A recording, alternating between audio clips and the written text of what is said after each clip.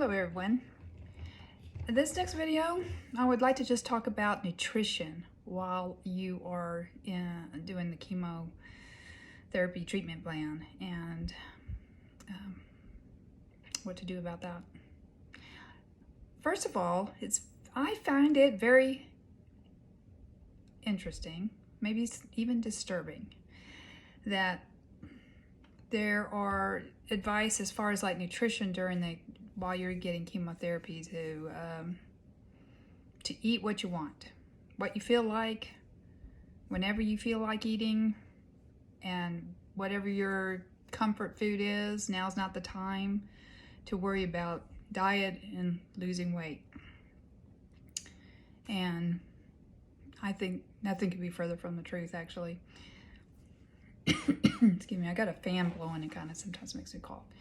So here's my philosophy, is that over the course of years, whenever my kids were sick, I was sick, husband's sick, it was definitely chicken soup, drinking lots of water, taking vitamin C, that kind of thing. So I have long since felt like food is just as important, what you eat while your body's healing and going through something, as the medications that I'm taking. And I had a father-in-law that just was in the hospital for several days, and it turns out that he had hardly been eating anything and just expecting the medications to kind of help him feel better, and he wasn't making any forward progress. So I just started talking to him about, well, let's just pay attention to what you're eating, how much you're eating, and see if that doesn't complement the medications you're taking to help you feel better. And sure enough, within 24 hours, once we started really giving him some nourishing food, he felt an instantly started feeling better. And so I'm going into this with already knowing that I want to pay attention to what I'm eating. Now, with that said, I'm a little disappointed that Texas Oncology and Rockwall does not work with a nutrition advisor. They said that there might be somebody in their Dallas office, which is some miles away, and that I could contact them. And yeah, they're right, I could, but I'm just surprised that it wasn't an automatic consideration for a patient going through chemo. So I was sharing this with a nurse a friend of mine who's a nurse, and she's been through the breast cancer journey too. And she said, yeah, you know what? That's just not uncommon. It isn't exactly preached about the importance of nutrition during your chemotherapy treatments. And it is just eat whatever you feel like eating. And so I understand that it's a lot more common. So now that I know that, then there is information that I've gone online to find out about diet, what foods to avoid. Now here's something I did not know. My oncology team never mentioned to me, after visiting them several times, about diet and nutrition, but the one thing they didn't mention was the food to avoid is sugar. Apparently that's common knowledge with a lot of patients who are on cancer patients, as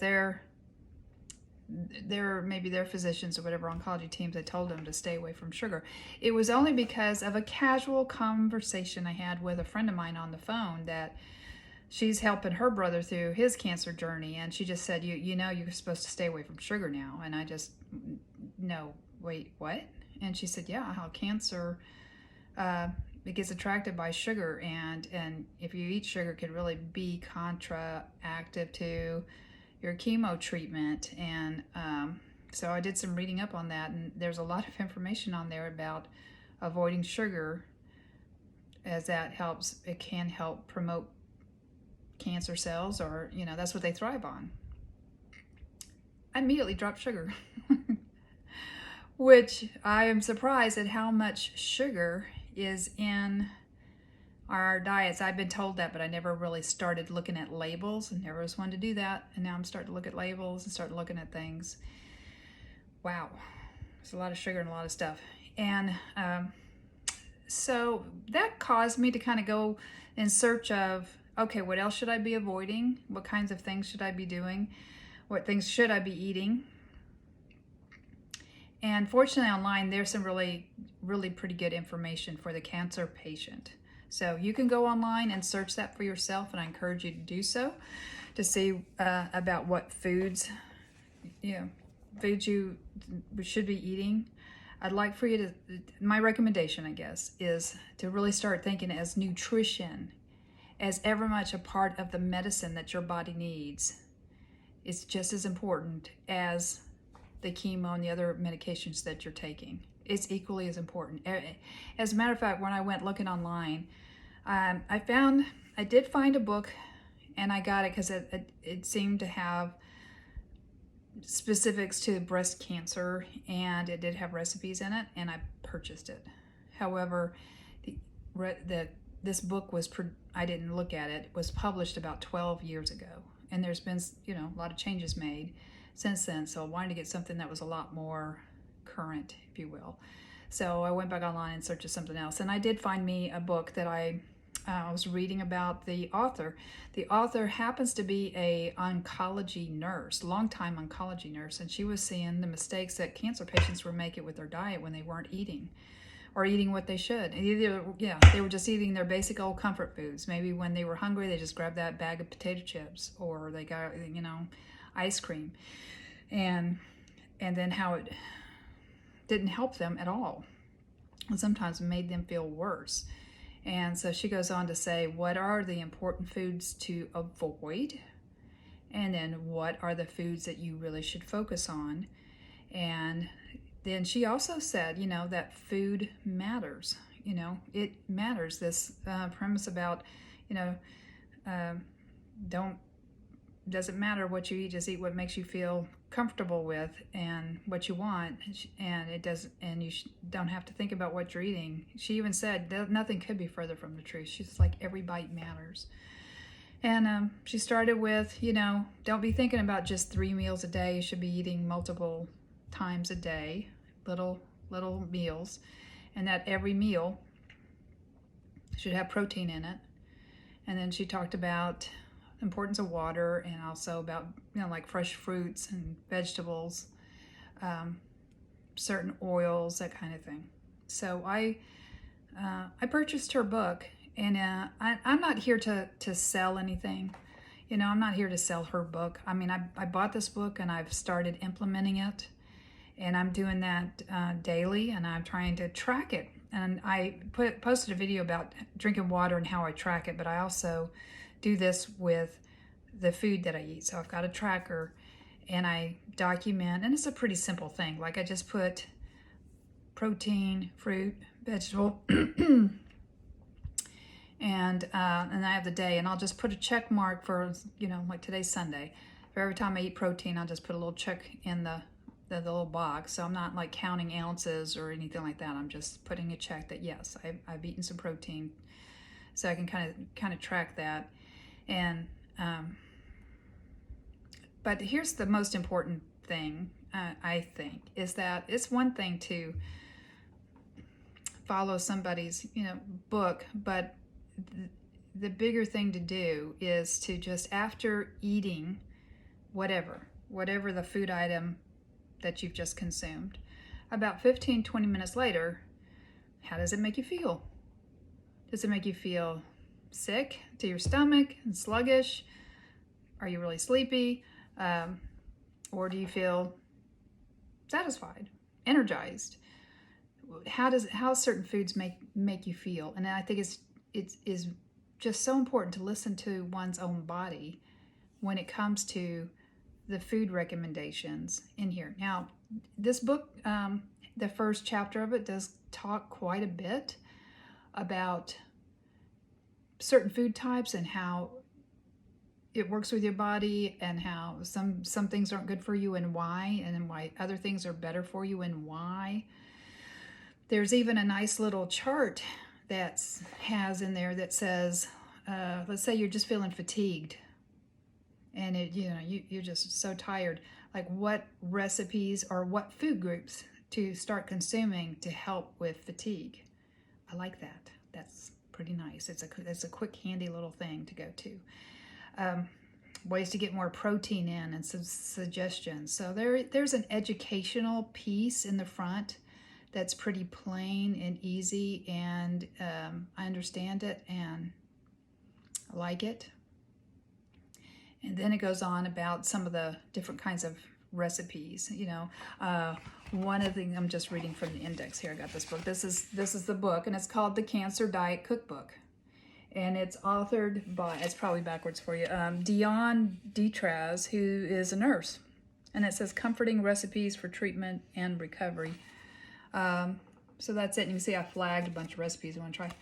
And yeah, so I got this on Amazon. I think it was like $18. But again, look, I'm not trying to sell anything. I just got this and this is working for me. And I'm here to just give advice to other chemo patients who are just trying to figure out the things they can do to help them. And this helped me. So I'm just going to go to the index here and I'll just read off some of the, so eating right to fight cancer. And then there's another chapter on breakfast items. And then another one is on protein-packed snacks, which I had to learn about. Like I was thinking, what do I snack on that's got protein in it? Because I just not, historically has been one to follow diets and so forth. I just wasn't well versed in that. Vegetables and salads is another one. Another one's soothing soups. Another one's drinks and tonics. And then the last chapter is on broths, dressings, and sauces. And I will say, the recipes, I prefer cookbooks that have photos of the recipe, and it's just always been my preference. This book does not have a photo of the food item, it just has the recipes, but it does have some little tips for you, like this will take 30 minutes or less. There's kind of like a little key you can follow if you're looking for something that are quick. And one of the things it's my intention to do, let's say for the soups, is I'm going to make a pot of them and then I'm just going to put them in individual containers and stick them in the freezer. So if I'm having to have a yucky day, it's something I can pull out of the freezer pretty easily. Because right now I've got canned soup in my pantry and I'm afraid I'll just go to that when I'm feeling like the need for soup. So I really want to put some of these soups up in my freezer or some of the other meals or something like that. She talks about taking control of your symptoms through diet, fatigue and anemia and taste changes and diarrhea, and then what food things to be considering, recommendations of what to eat before treatment, what to eat during your treatment, and then what to eat after treatment. I think there's a lot of great tips in here as far as like healthy oils is another one, and other foods to be thinking about. So I got this book and I started with some of the recipes. I decided I was just going to pick out like 4 recipes that at the time looked kind of appealing to me. And I have to admit, it uses ingredients that I've not really used before. Like one of them is almond butter. I didn't know there was such a thing as almond butter. I thought, where do you get that? In the butter dairy aisle? And no, it's a jar of it. So here's a recipe for something for breakfast. Almond butter and banana toast. I liked it because it said toast. I like toast. So it's just like you take some toast and then you put 2 tablespoons of this almond butter on top of it. And then you take a banana, and I slice up a banana, and you put the banana, it calls them banana coins, little round coins, banana coins on top, and then 1 tablespoon chia seeds. I was like, what are chia seeds? I don't even know what that is. So I had to look that up. So of course I had to go to the grocery store and buy these items and start trying them. So that's kind of new for me. But I did this almond butter and banana toast for breakfast. Yummo. I wasn't expecting to like it. I didn't know what about the chia seeds. It was good. I would do that one again. So I'm just one by one trying some of these recipes. And again, what I do is about 20 minutes after, how did that make me feel? Does it make me feel energized? Does it make me feel satisfied? And then I'll write my own notes in the margins of the book saying how it made me feel, if I like it, thumbs up, thumbs down, whatever else I need to do. So, but yeah, there's a long list of ingredients like I just don't cook with. How to go get some coconut milk. Sweet potatoes. I don't usually get sweet potatoes, but I kind of like them, so I was like, okay, I'll try that. And you know, the importance of getting like fresh berries, that ends up being a snack for me. And I don't know, changing things over to whole wheat. Try to get whole wheat crackers. You know, for me, when I'm feeling kind of nauseated, I've been used to grabbing the saltines, and I still like saltines, but I didn't know they made whole wheat saltines. So she stressed the importance of like whole wheat or whole grain and how that makes a difference. So now my go-to now is a whole wheat saltines, and sometimes I might have whole wheat crackers with a thing of cheese. Do that as a snack in the afternoon, and find that satisfying. There's also like whole wheat tortillas, and I'll put some shredded chicken on that, and I'll put some black beans and maybe some avocado on that, and roll that up, and that might be a nice snack or maybe even a lunch. So I'm having to learn to pay attention, to be a conscious eater. I'm consciously thinking about what I'm eating, and I try to think about what I'm going to prepare for the next meal or the next snack. I am noticing that anything heavy in sugar, I just don't have a desire for that anymore. I don't know if it's because of the chemo when I started it or what, but I really don't. I am a coffee drinker. I like coffee in the morning. I used to drink 2 big 12-ounce cups of coffee in the morning, and now I'm down to 1 10-ounce. I used to put a big old tablespoon of sugar in each one of those cups of coffee, and now I'm just putting down like a third, maybe half a teaspoon of sugar lightly in there, and then usually I don't even finish that whole first cup of coffee, but I still drink the coffee. So you know, maybe you go online and find your own source. I mean, I'm not saying that this is definitely the perfect book. I don't know. I'm using it, and so far so good. I'm enjoying a lot of the recipes. There's a chicken vegetable soup recipe that I'm going to be making later, and then I'm going to put them in small containers and put them in the freezer. I hope I like them. I hope I like it. But so far so good. And put that up along with some other items in here. It'd be just nice to have them put up. I found on Amazon these really small little plastic containers. One's like 1 serving kind of thing. It's like a variety pack, but I know some people like to put them in mason jars. Somebody mentioned that, to get some mason jars and put this in here, and that way, you know, if you like to can and can do the canning and put stuff up and not have to fill up your freezer, that's another great tip. But then as far as like snacks, it's something that I really enjoyed is that at our local grocery store, I can get a nice big square container of mixed nuts. Because in this book, she was emphasizing proteins by getting protein through nuts, all different nut types. And I said, okay, let me try that. And I have that out, and I can walk by it, and I can get like a little handful of nuts.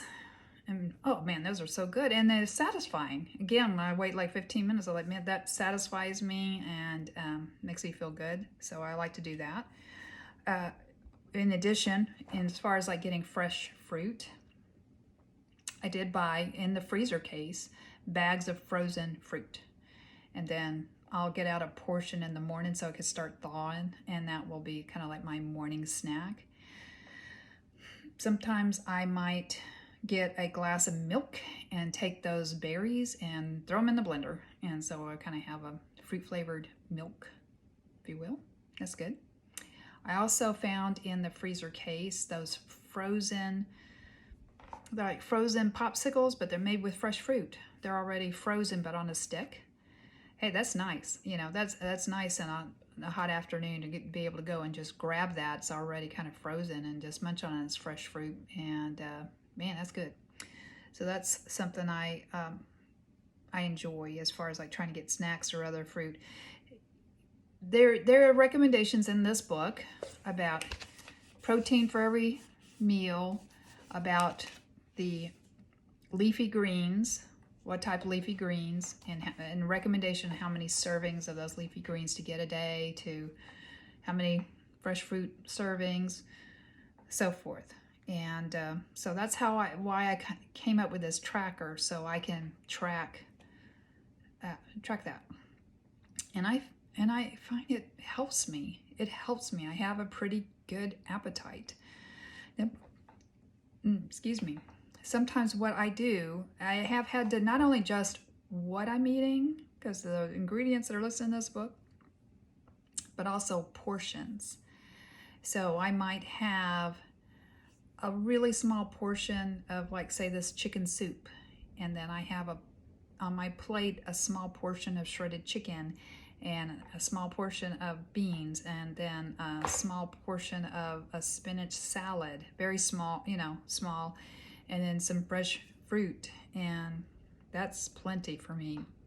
I've noticed my appetite is not as great. So, and that ends up, if I can just get a little bit of everything on my plate and not have the big generous servings I've been used to. And then of course trying to snack during the day.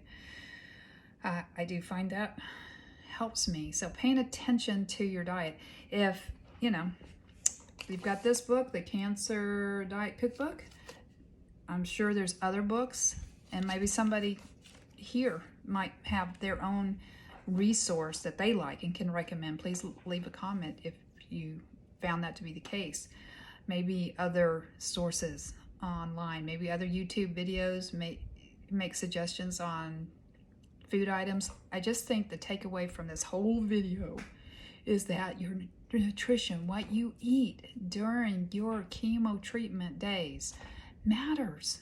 It really matters. It plays a huge part in your body absorbing and processing and handling all that you're going through. I mean, you stand a really pretty good chance of feeling better or not as bad if you just start paying attention to the water you drink and all the food that you drink.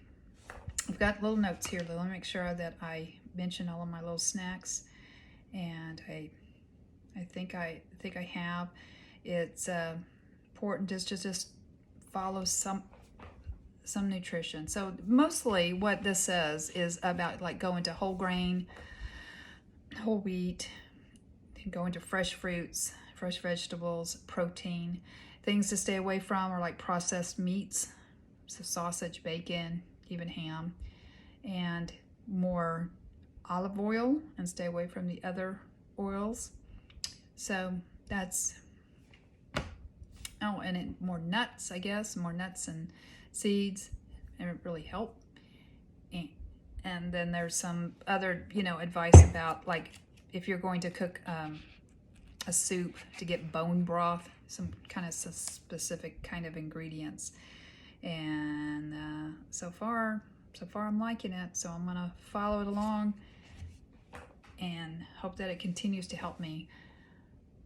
That concludes this video. Hopefully it'll help you to think about your diet and about paying more attention and not going to your comfort foods. If you're doing that now, then I just ask you that after you've gone to your comfort food, because it's like quick, it's easy, comforting, like how did it make you feel like 20 minutes after? And if you're saying, it didn't make me feel all that good, then maybe make today be the day you think about what you're eating and get more protein in. Get protein in every meal and pay attention to how foods make you feel. I'm going to go on and add one more thing, is that I had worried about nausea, and I had bought a whole bunch of those like nutritional drinks at the store. And I won't list the name brands, but they're small. Sometimes they're in small bottles, and they're a nutritional drink, if you will. And there's several like several brands. So I bought a bunch of those and I tried them. I had no idea that the sugar content that are in those. I felt it as soon as I had like one of the brand names in the bottle, you know, and I shake it up and it's chilled and I like the taste of it, but when that sugar hit my system, oh, I felt awful. You know, I said, well, it has a lot of grams of protein. I'll try to finish it because of the protein that's in it. But I got halfway through this bottle that's like this, and I felt awful because it had like 15 grams of sugar in it. So I'm starting to read more labels now, and what I'm looking for is the sugar. And I think the sugar that they used in those is like a glucose syrup type sugar. Clearly my body doesn't like that glucose sugar, so I cannot tolerate those little nutritional drinks and think that that's going to be a substitute, a meal substitute or a complement in any way. Like I just can't. So that's what my body told me. That's what I learned. I'm going to stay away from those. All right, that concludes this video. Take care.